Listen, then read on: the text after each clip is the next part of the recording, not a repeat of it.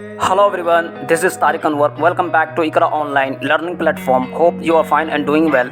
आज हमारा topic Indian polity and constitution में लोकल सेल्फ गवर्नमेंट यानी नगर निगम है, जिसे म्यूनिसिपल कॉर्पोरेशन कहा जाता है। आज हम डिस्कस करेंगे कि इसकी ज़रूरत क्यों पड़ी, हिस्टोरिकल बैकग्राउंड क्या है और नगर निगम के ताल्लुक से कुछ इंपॉर्टेंट आर्टिकल।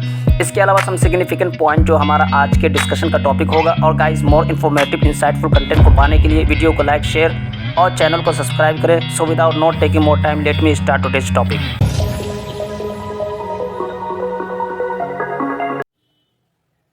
म्यूनिसिपल कॉर्पोरेशन यानी नगर निगम। गाइस, लोकल सेल्फ गवर्नमेंट के रिगार्डिंग पिछले क्लास से हम डिस्कस कर रहे हैं। Basically local self government village level पर भी होता है और इसी के साथ साथ टाउन और सिटीज़ लेवल पर भी हुआ करता है। विलेज लेवल पर लोकल सेल्फ गवर्नमेंट को पंचायती राज, जहां पर जिला परिषद, पंचायत समिति, ग्राम पंचायत हुआ करता है, जिसका काम होता है विलेज को, गाँव को डेवलप करना, एडमिनिस्टर करना। जबकि सिटी और टाउन लेवल पर लोकल सेल्फ गवर्नमेंट को म्यूनिसिपल कॉर्पोरेशन यानी नगर निगम कहते हैं, जिसका काम सिटी को, टाउन को डेवलप करना, विकास करना, एडमिनिस्टर करना। तो पंचायती राज सिस्टम को हमने ऑलरेडी डिस्कस कर लिया है। आज हम म्यूनिसिपल कॉर्पोरेशन यानी नगर निगम को डिस्कस करेंगे। So first of all we have to understand municipal corporation. What is a municipal corporation? Municipal corporation क्या होता है? So let's see. In India the municipal corporation is the urban local government that is responsible for the development of any metropolitan city having a population of more than 1 million people। India में यानी भारत में municipal corporation ये urban local government हुआ करता है, जिसकी जिम्मेदारी होती है किसी भी मेट्रोपॉलिटन सिटी को डेवलप करना, विकास करना, एडमिनिस्टर करना। मेट्रोपॉलिटन सिटी से मुराद जहाँ की आबादी 1 मिलियन से ज़्यादा हो, जहाँ पर पॉपुलेशन 1 मिलियन से ज़्यादा हो, उसे हम मेट्रोपॉलिटन सिटी कहते हैं। इस तरह के सिटी और टाउन को डेवलप करना, विकास करना के लिए जो बॉडी होती है उसे हम कहते हैं म्यूनिसिपल कॉर्पोरेशन यानी नगर निगम। और गाइस, म्यूनिसिपल कॉर्पोरेशन यानी नगर निगम को कई नामों से पर्टिकुलर एरिया रीजन में जाना जाता है। लाइक महानगर पालिका भी कहा जाता है, नगर पालिका, नगर निगम, सिटी कॉर्पोरेशन, और इसके अलावा और भी नाम से म्यूनिसिपल कॉर्पोरेशन यानी नगर निगम को जाना जाता है। And the next point, the municipal corporation are established in the state by the act of the state legislature.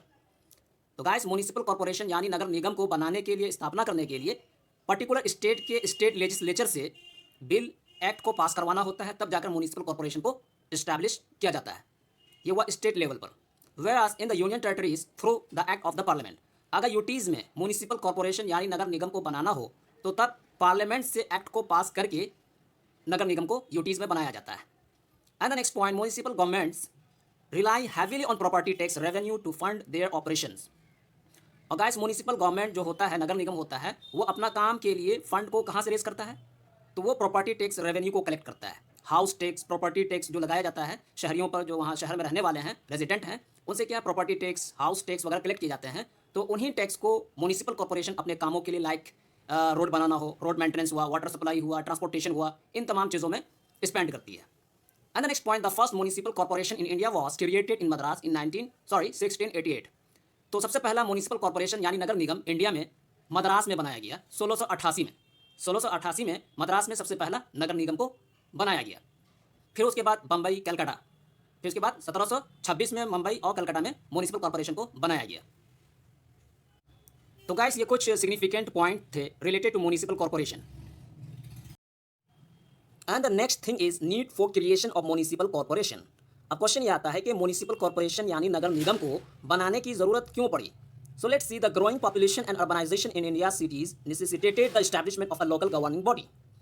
इस क्वेश्चन का आंसर ये दिया गया कि इंडिया के सिटीज़ में, टाउन में बढ़ते पॉपुलेशन और अर्बनाइजेशन की वजह से लोकल गवर्निंग बॉडी को बनाने की ज़रूरत महसूस हुई। इसलिए कि अब गाँव के लोग शहर में सेटल हो रहे हैं और शहर का पॉपुलेशन भी ग्रो कर रहा है।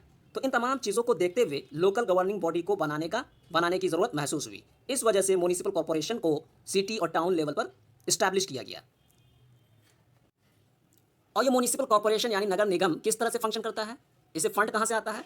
तो गाइस, म्यूनिसिपल कॉर्पोरेशन शहर में रहने वालों से house tax, property tax collect करती है और इसके अलावा स्टेट गवर्नमेंट से भी इनको ग्रांट मिलता है, ताकि म्यूनिसिपल कॉर्पोरेशन पर्टिकुलर एरिया में इसेंशियल कम्युनिटी सर्विस को प्रोवाइड करे, जैसे कि हेल्थ केयर है, एजुकेशन है, हाउसिंग है, ट्रांसपोर्टेशन, इस तरह के इसेंशियल नीड्स को फुलफिल करे। इस वजह से म्यूनिसिपल कॉर्पोरेशन को बनाया गया। And the next thing, constitutional provisions. तो गाइस, अब क्वेश्चन ये आता है कि म्यूनिसिपल कॉर्पोरेशन का कॉन्स्टिट्यूशनल प्रोविजन क्या है? So let's C. In the Indian Constitution, no provision was made for the establishment of the local self government except the incorporation of Article 40. तो गाइस कॉन्स्टिट्यूशन ऑफ इंडिया में local self government को बनाने का कोई provision नहीं दिया गया है सिवाय आर्टिकल 40 के, जो कि directive principle of state policy में फॉलो करता है।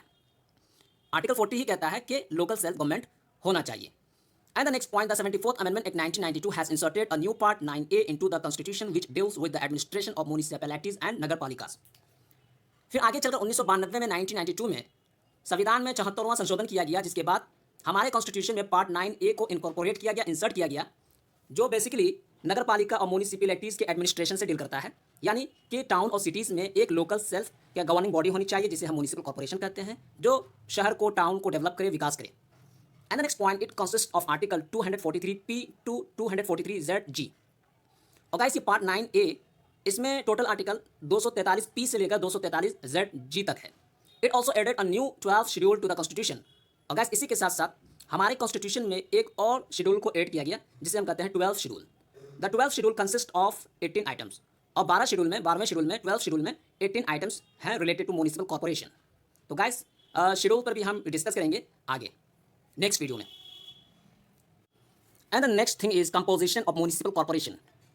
तो गाइस अब यहाँ से हमें ये देखना है कि म्यूनिसिपल कॉर्पोरेशन किन किन चीज़ों से बना है, इसका कंपोजिशन क्या है। So let's C, each municipal region is divided into geographical constituencies known as wards based on the population of that particular city। तो पहला पॉइंट ये है कि हर म्यूनिसिपल रीजन को जियोग्राफिकल कॉन्स्टिट्यूएंसीज में बांट दिया गया है, डिवाइड कर दिया गया है, जिसे हम और आप वार्ड के नाम से जानते हैं, वार्ड 1, वार्ड 2, वार्ड 29, वार्ड 29। तो हर म्यूनिसिपल रीजन को जो एरिया है उसे जियोग्राफिकल कॉन्स्टिट्यूएंसीज में बांट दिया गया है, जिसे वार्ड कहा जाता है। और ये डिवीजन क्यों किया गया है? पर्टिकुलर सिटी के पॉपुलेशन को देखते हुए। And the next point, each ward elects a representative who is chosen by the residents of that ward. अब तो ये हो गया कि हर म्यूनिसिपल रीजन को डिवाइड कर दिया गया जिसे वार्ड कहते हैं।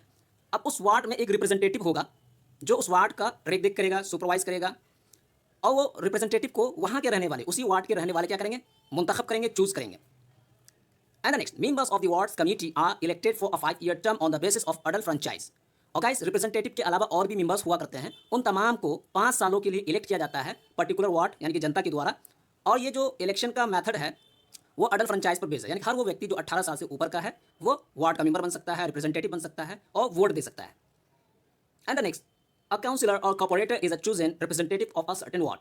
और इसके अलावा म्यूनिसिपल कॉर्पोरेशन का काउंसिलर और कॉर्पोरेटर भी हिस्सा हुआ करते हैं, ये भी एक सर्टेन वार्ड का मुंतखब शुदा रिप्रेजेंटेटिव होता है, नुमाइंदा होता है। And the next, the population of a city determines the number of wards in a municipal area. तो गाइस अब क्वेश्चन ये आता है कि एक म्यूनिसिपल एरिया में कितने वार्ड्स होने चाहिए। तो उसी क्वेश्चन का ये आंसर है कि एक सिटी का पॉपुलेशन ये डिटरमाइन करता है कि म्यूनिसिपल एरिया में कितने वार्ड्स होंगे। अगर पॉपुलेशन बहुत ज़्यादा है तो म्यूनिसिपल एरिया में वार्ड्स भी ज़्यादा होंगे, अगर पॉपुलेशन कम है सिटी का तो वार्ड्स भी कम होंगे। And the next, scheduled caste, scheduled tribes, disadvantaged classes and women have seats reserved. तो गाइस इस पॉइंट में ये बताया गया कि जो एससीज, एसटीज और डिसएडवांटेज बैकवर्ड क्लासेस हैं और इसी के साथ महिला, इन सबको जो है रिजर्वेशन दिया गया है। And the next thing, differences between municipal committee and municipal corporation. तो गाइस अब यहाँ पर क्वेश्चन ये है कि जो म्यूनिसिपल कॉर्पोरेशन होता है, एक म्यूनिसिपल कमिटी हुआ करता है। Municipal corporation and municipal committee, इनके बीच क्या डिफरेंस है, क्या फ़र्क है? So let's see, the municipal committee is an elected body in charge of the civic affairs of a smaller town और अर्बन रीजन। तो गाइस म्यूनिसिपल कॉर्पोरेशन को हमने डिस्कस कर लिया है। तो म्यूनिसिपल कमिटी जो होता है ये भी एक इलेक्टेड बॉडी होता है, मुंतखब शुदा एक बॉडी होता है, जिसका काम होता है सिविक अफेयर्स, जो शहर से रिलेटेड काम काज है, अफेयर्स हैं, उनको डील करना, एडमिनिस्टर करना। और ये म्यूनिसिपल कमिटी स्मॉलर टाउन के लिए होता है, जो छोटे छोटे अर्बन रीजन हैं वहाँ पर जो है म्यूनिसिपल कमिटी को इस्टेब्लिश किया जाता है। And the next, it is responsible for many people's requirements including sanitation facilities, water supply, fire protection, road maintenance and urban amenities like parks and gardens. तो गाइस म्यूनिसिपल कमिटी का काम ये है sanitation facilities को provide करना, water supply, fire protection, road maintenance, इसके अलावा जो अर्बन एमिनिटीज़ होते हैं, पार्क्स को बनवाना, गार्डन्स को बनवाना, इन तमाम चीज़ों को म्यूनिसिपल कमिटी जो है करता है, ये इसका फंक्शन है। तो अब हम देख लेते हैं कि म्यूनिसिपल कमिटी और म्यूनिसिपल कॉर्पोरेशन के बीच क्या डिफरेंस है। So let's C at the graph given below. Municipal committee है एक कॉलम में और दूसरे कॉलम में म्यूनिसिपल कॉर्पोरेशन है। अब कंपैरिजन ये है, जो म्यूनिसिपल कमिटी होता है इसे क्या कहते हैं, ये स्मॉलर टाउन के लिए डेजिग्नेट किया जाता है। जो छोटे छोटे टाउन होते हैं, छोटा जो अर्बन एरिया होता है, वहाँ उनको जो है एडमिनिस्टर करता है। जबकि म्यूनिसिपल कॉर्पोरेशन होता है जो लार्जर सिटीज़ हैं, टाउन हैं, उनके लिए इंटेंडेड है।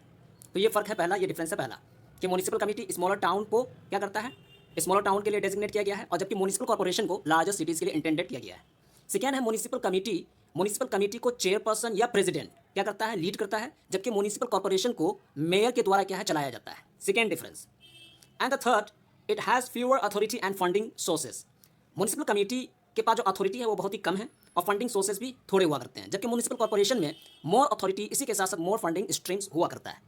And the next difference between them, where the district administration it interacts with the state government while the municipal corporation has a direct line of communication with the state government। अगला फर्क यह है कि जो municipal committee होता है ये state government के साथ कम्युनिकेट करता है, मगर एडमिनिस्ट्रेशन, डिस्ट्रिक्ट एडमिनिस्ट्रेशन के थ्रू। यानी कि म्युनिसिपल कमेटी की कम्युनिकेशन स्टेट गवर्नमेंट के साथ डायरेक्ट नहीं होता है बल्कि डिस्ट्रिक्ट एडमिनिस्ट्रेशन के थ्रू होता है, जबकि म्युनिसिपल कॉर्पोरेशन का कम्युनिकेशन स्टेट गवर्नमेंट के साथ डायरेक्ट होता है। तो गाइस ये कुछ कंपैरिजन के लिए मैंने यहाँ पे पॉइंट को मेंशन किया है, क्या फ़र्क होता है म्युनिसिपल कमेटी और कॉर्पोरेशन के बीच।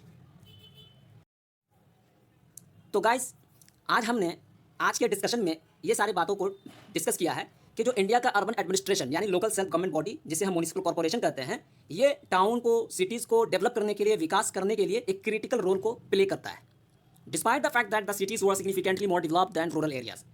बावजूद इसके कि जो सिटीज़ हुआ करते हैं, टाउन्स हुआ करते हैं, ये सिग्निफिकेंटली रूरल एरिया से, विलेज एरिया से क्या होते हैं, ज़्यादा डेवलप हुआ करते हैं। और इसी के साथ साथ जो म्युनिसिपल एडमिनिस्ट्रेशंस हैं ये मज़ीद जो है सिटीज़ को, टाउन को डेवलप करने के लिए काम क्या करती है, फंक्शंस क्या करती है।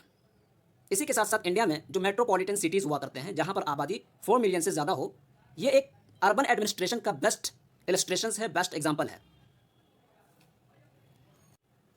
सो गाइस आज के टॉपिक को यहीं पे वाइंड अप करते हैं। नेक्स्ट वीडियो में हम नए टॉपिक के साथ फिर मिलेंगे, तब तक के लिए टेक केयर। वीडियो को लाइक, शेयर और सब्सक्राइब करें। Thank you very much, bye bye.